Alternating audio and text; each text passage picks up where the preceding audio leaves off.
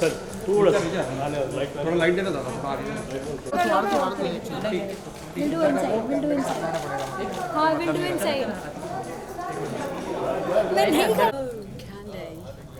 उनको बैकड्रॉप चाहिए रहेगा ना। हाँ जी।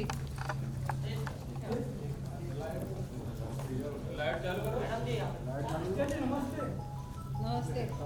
कैसा है तू?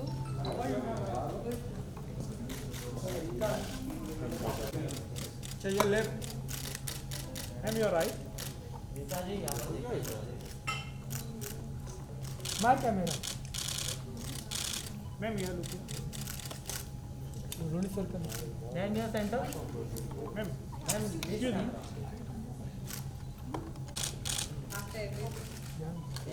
आ जाओ जी में आ जाओ। यस सर प्लीज मेरे साथ है मेरे साथ थोड़ा क्यों जा रही है? नहीं चलेगा बाद में सेंटर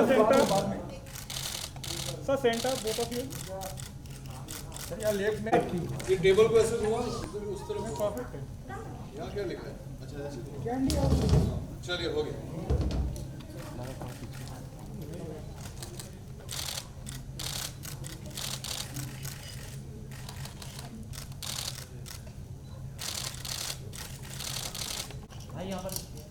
एक मिनट में सेटअप डोंट मेक हम तो सर या nice for Look jolly. Yes sir is the left Sorry sir. Richa ma'am. Richa straight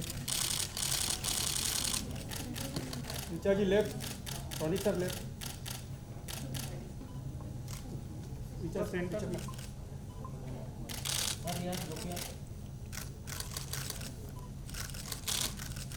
Sir. Yes sir. मैं रुक जा। सुजीत भाई अच्छा। हाँ भाई बस दिन जाएंगे सब।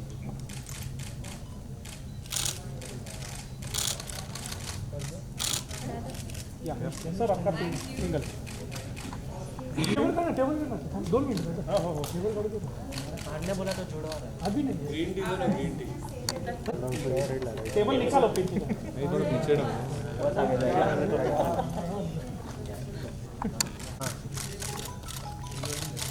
सोनी सर आपके लेफ्ट तो सेंटर सर एक बार लेफ्ट वापस रोनी तो सेंटर रोहित सर पांडे बोल कोई बात नहीं। अभी रोहित और मुझे रीचा जी रोहित रोनित की ऑर्डर के बाद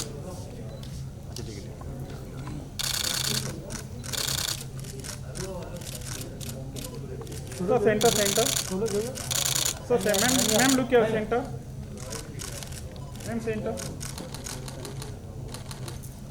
या रोनित सर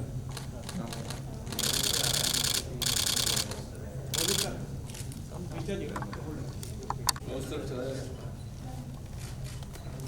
या लुक योर वो स्विंग करो अरे स्विंग वर्ल्ड वेरी लुक इधर लुक यार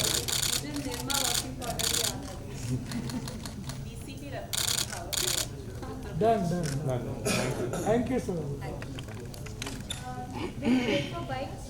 हाँ हाँ उधर ही उधर आप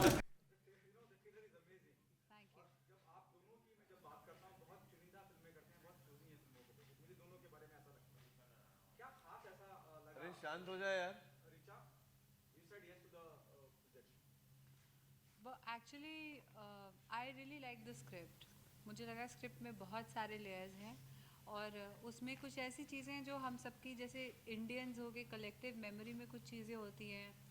कोई कहानी सुनाता है, दादी माँ बताती हैं कि जंगल में रात को किसी को लिफ्ट मत देना, अगर एक औरत खड़ी होगी सफ़ेद साड़ी में तो पीछे मुड़ के मत देखना। उस तरह की जो बातें वो हम सब ने बचपन से लेकर अभी तक सुनी है। सुना मुकेश मिल्स में भूत है, फिल्म सिटी में रात को अकेले, ये सब आपने सुना होगा। तो ऐसा ही कुछ हिल स्टेशंस में होता है। वहाँ जो एक हमारे राइटर हैं अग्रिम जोशी, वो उत्तराखंड बेल्ट से ही हैं। तो उन्होंने ये सुना था बचपन में कि मसाण करके एक क्रीचर होता है जो जंगल में रहता है, और उसके अराउंड ये कहानी थोड़ी थोड़ी आधारित है कि एक छोटा सा स्लीपी सा हिल स्टेशन है, वहाँ एक फ़ीमेल डीएसपी 2 साल पहले उसकी पोस्टिंग हुई है। वहाँ एक बोर्डिंग स्कूल है बहुत फेमस, जैसे जैसे सब समझ लीजिए जैसे देहरादून में डून स्कूल है, शहर की पहचान उस स्कूल से हो जाती है, उस तरह से एक स्कूल है। और वहाँ नए टीचर आए हैं जो कि ये प्ले कर रहे हैं मास्टर जी, और स्कूल में अजीब सी घटनाएं घटने लगती हैं, और कुछ एक स्टूडेंट लापता हो जाती है और एक का मर्डर हो जाता है।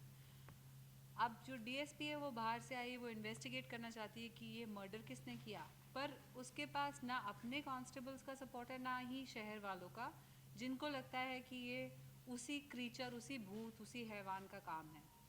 अब शो का ट्विस्ट ये है कि हम जानना चाहते हैं कि मर्डर किसने किए, और लगातार होती जाती हैं घटनाएं अजीब सी, थोड़ी सी भयावह। कोई कहता है कि मैंने देखा राक्षस, उसकी आंखें लाल थी, तो सब लोग हंसने लगते हैं, और कुछ लोगों को इसमें विश्वास होता है, जैसा कि होता है, कुछ लोग मानते हैं कुछ लोग नहीं मानते हैं। The crux of the show is that only कि ये किसी भूत का काम है या किसी इंसान का काम है जो कि बहुत मास्टरमाइंड है, और उसमें एक ड्रग रैकेट का एक जो पृष्ठभूमि है वो वैसी है कि बच्चों को जो टॉफ़ीज़ दी जाती है उसमें कुछ मिलावट करके मिल रही है, जिसमें इनका बहुत कंसर्न है, क्योंकि वो जी जो वही पढ़ाते हैं। सर किस बारे में? जैसे मैंने कहा कि बहुत इंपॉर्टेंट होता है, कोई भी आप प्रोजेक्ट चुनते हैं, बड़े चुनिंदा प्रोजेक्ट। जी अच्छा अच्छा, हाँ what special about candy? Sorry, मैं इनकी बातों पे ध्यान दे रहा था, आपका प्रश्न भूल गया। सो ये कि जब ओटीटी आरंभ हुआ इंडिया में, तो it was already present all over the world. Netflix, Amazon ये आ चुके थे यहाँ, और जब मैं उनके शोज़ देखता था तो उनके शोज़ और हमारे शोज़ में एक छोटा सा एक फ़र्क मैंने पाया कि हमारे शोज़ में एक हीरो, हीरोइन और एक विलन ऐसी, और बाकी खूब सारे हेंचमैन होते थे। फिर हमने प्रोग्रेस किया, वी स्टार्टेड सीइंग, मैंने एक शो किया था हॉस्टेजेस, जो एंसेम्बल शो था, दिल्ली क्राइम, ज़ापुर, ऐसे शोज़ आने लगे। फिर भी मुझे कुछ ऐसा लगा कि कोई एक चीज़ मिसिंग है।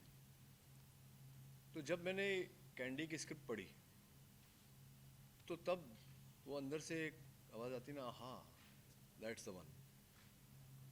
कैंडी एक ऐसा शो है जहाँ कोई हीरो नहीं है, कोई हीरोइन नहीं है, कोई विलन नहीं है,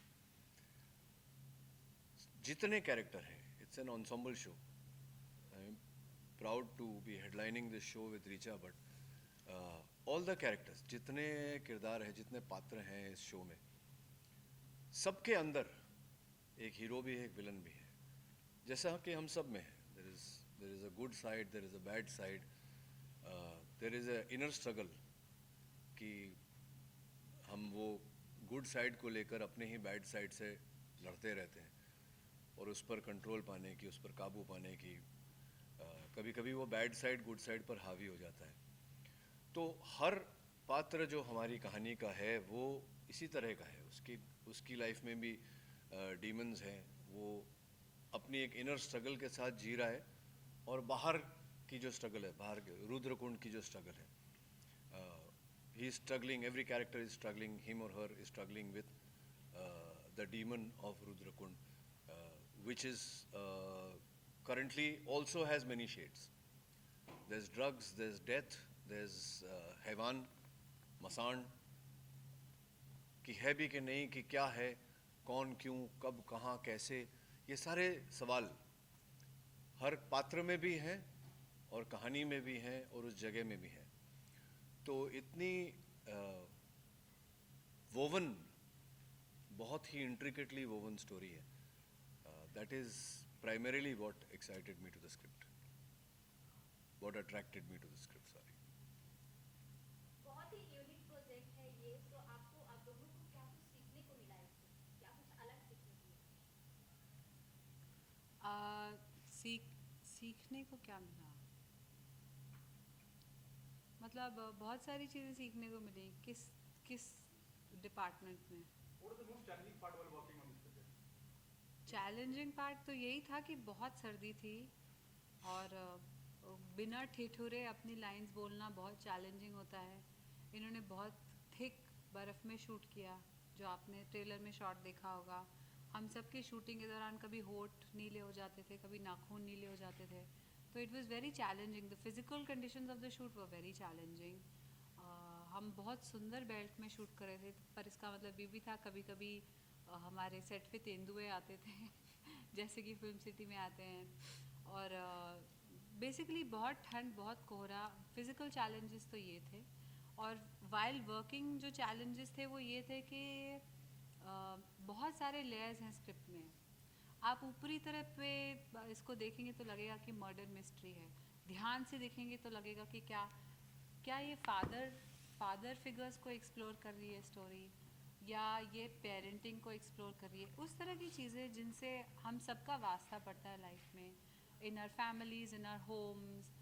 कहीं ऐसी दुविधा कि जैसे मैं अपने कैरेक्टर की बात करूं तो वो डीएसपी है, वो फीमेल है। ज़रूरी नहीं है उसके थाने का हर आदमी जो कांस्टेबल हो या उससे बिलो रैंक में हो वो उसकी बात माने आराम से, तो उसको कभी कभी चिल्लाना पड़ता है। ज़रूरी नहीं है कि उसके गांव वाले उसको सपोर्ट करें, क्योंकि उनको लगता है भूत का काम है, मर्डर कैसे इन्वेस्टिगेट करेगी ये लड़की। और उसमें ये है कि मुझे लोकल नेता से भी बना के रखनी है, वरना मेरी दोबारा ट्रांसफ़र हो जाएगी, पर मुझे अपना काम भी करना है। तो every character is dealing with many things.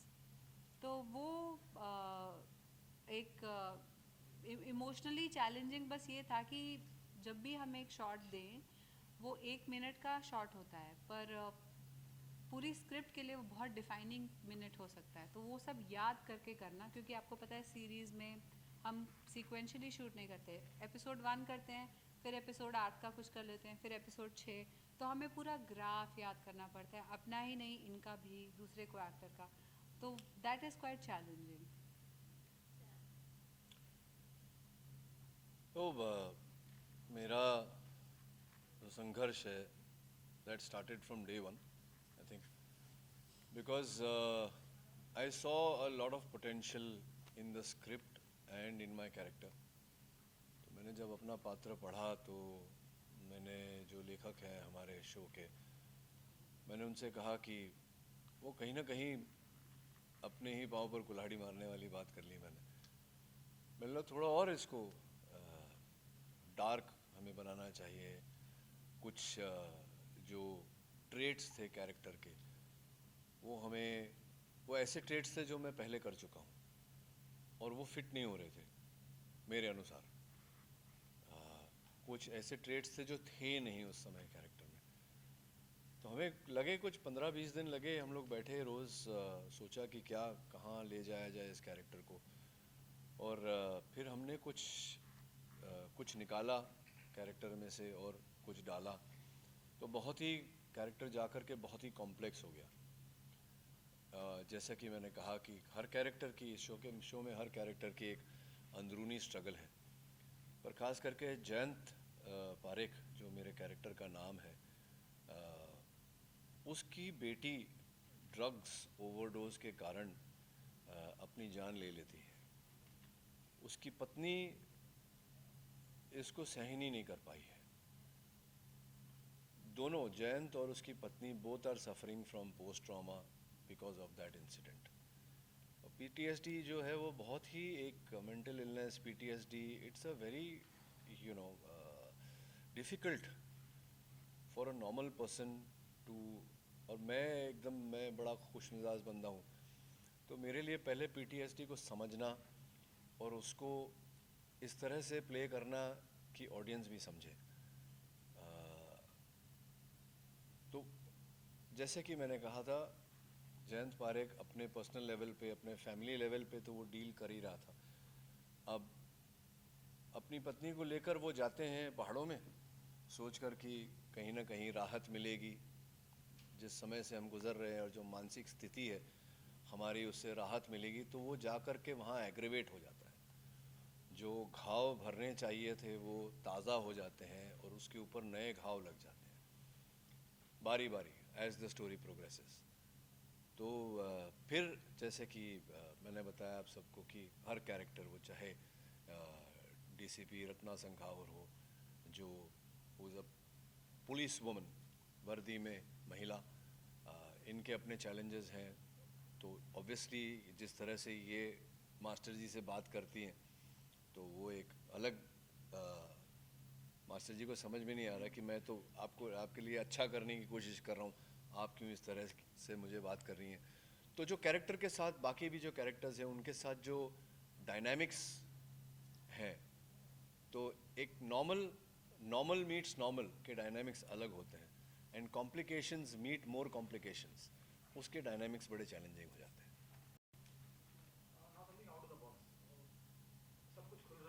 Out of the box हमारा शो ही आउट ऑफ द बॉक्स है।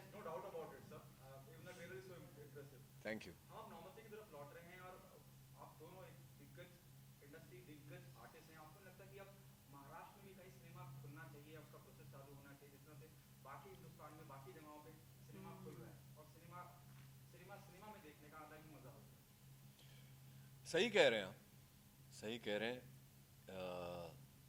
ये महामारी से सभी लोग पीड़ित हुए, कोई ज़्यादा हद तक कोई कम, but somewhere we have to take it in a stride, we have to come back to if not normal near normal, near normal भी नहीं तो कहीं ना कहीं इसे साथ में ले करके किस तरह से हर पैंडेमिक में ऐसा होता है। तो जब से पेनिसिलिन बना तब से पैंडेमिक आ ही रहे हैं and people have learn to live with it, और मुझे पूरा विश्वास है कि हम भी ऐसा करेंगे। और मुझे भी ऐसा लगता है कि आपकी बात बिल्कुल सही है, थिएटर्स खुलने चाहिए, लेकिन थिएटर्स महाराष्ट्र में नहीं खुल रहे हैं। इसका कारण क्या है? हम सब जानते हैं that Maharashtra is the most afflicted state. Corona की बात की जाए तो maximum number of cases and the fastest spreading has happened in Maharashtra. हो सकता है इसको मद्देनज़र रखते हुए प्रशासन कुछ स्टेप्स ले रहा है, हो सकता है वो इस समय जिस हम बात कर रहे हैं और वो सोच भी रहे हैं खोलने का। So this is something that the people in the good offices, you know, administrative offices, political offices, medical offices, मुझे लगता है ये जॉइंट डिसीजन उनका होगा। और अगर उन्होंने सोचा है कि हिंदुस्तान के अन्य शहरों में जब खुल गए हैं हम ना खोलें तो उसकी वजह कोई होगी, ठोस वजह होगी, जिसकी जानकारी हमें एज कॉमन सिटीजन्स नहीं है। But I think by and by we'll get there. क्या हाँ इम्पोर्टेंट, देखिए हम इकोनॉमिकली जब हम बात करते हैं, फाइनेंशियली हम बात करते हैं, तो बहुत अहम मायने रखता है महाराष्ट्र के थिएटर खुलना। जी जी जी, देखिए फिल्म इंडस्ट्री के लिए सबसे ज़रूरी है महाराष्ट्र की कलेक्शन, हिंदी फिल्म इंडस्ट्री के लिए मैं मानती हूँ। पर मैं ये भी जानती हूँ कि जब सेकेंड वेव की पीक थी तो आपको ट्विटर इंस्टाग्राम पे जो मैसेजेस आ रहे थे ऑक्सीजन की कमी, बेड्स की कमी, उनमें से शायद ही कुछ मुंबई महाराष्ट्र से आए हों। ठीक है, उसकी वजह ये है कि यहाँ वेदर यू लव इट और हेट इट और स्टे पॉलिटिकल, थर्ड वेव की तैयारी में उन्होंने पहले से बहुत बड़े बड़े स्टेडियम्स में मैनी थाउजेंड बेड फैसिलिटीज़ तैयार करके रखी ऐसे समय में। बट जब बाकी समय में जहाँ बाकी स्टेट्स में जब नंबर्स को जुटलाया जा रहा था, जिस पे अलग इन्वेस्टिगेशन चल रही है, even today as we speak Kerala जहाँ बहुत अच्छा रहा था सेकेंड वेव का कंट्रोल, वहाँ केसेस फिर से बढ़ गए हैं। यूपी में जैसा कि आप जानते हैं सस्पेक्टेड डेल्टा वेरिएंट से बहुत सारे बच्चों की मौत हो रही है, पर वो हमारे बड़े न्यूज़पेपर्स में शायद नहीं आती क्योंकि वो गरीब बच्चे हैं, पर बच्चे तो हिंदुस्तान के ही हैं। यूपी से महाराष्ट्र आने के लिए आपको वीज़ा नहीं लगता, अलग पासपोर्ट नहीं लगता। तो जाहिर सी बात है जब लोग इसी देश में ट्रैवल करेंगे तो केसेस बढ़ेंगे। इसलिए ये सोच के अगर उन्होंने क्लोज स्पेसेस में कुछ बंद करके रखा है तो मैं समझ सकती हूँ उनकी वजह, उनकी मजबूरी। उनको भी मज़ा नहीं आ रहा होगा, they must be bleeding financially. फिल्में चलती हैं तो पूरा एक इकोसिस्टम, एक पूरी इकोनॉमी चलती है। पर क्रिएटिवली सोचना चाहिए। मुझे लगता है कि अहमदाबाद में एक ड्राइव इन थिएटर है, दिल्ली में एक ओपन एयर थिएटर हुआ करता था फलकनुमा, वहाँ बहुत खूबसूरत फिल्में चलती थी, बहुत बड़ा सा एम्फी थिएटर था। इस तरह की अगर कुछ पहल हो सके, क्योंकि ऐसा लग रहा है कि Covid is here to stay, तो इस हमें creatively we'll have to find a solution कि इकोनॉमिकली भी हम पे इम्पैक्ट ना हो, पर हमारे लोग भी नहीं मरे, क्योंकि दोस्त जान है तो जहान है, मुर्दा लोग फिल्में नहीं देखते ना। अरे नो यार, एक क्वेश्चन तो पूछो यार, ये गलत बात है यार। Overall experience with each other. Mind blowing. किससे क्या सीखा? मैंने इनसे सीखी इंटेंसिटी, ये काफ़ी अरे यार, रहते तो हैं आप सेट पे, तो an बहुत actor of your caliber saying things like that. It's nice. मैं तो Thank हंस you, से man. गिर के Thank कर you, लेती thank हूँ, मतलब बहुत I learn lot, good good experience.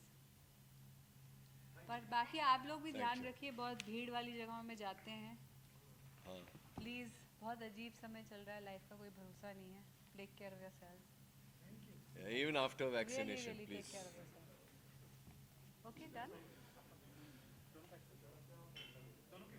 मैं हाँ, आऊँ? आइए।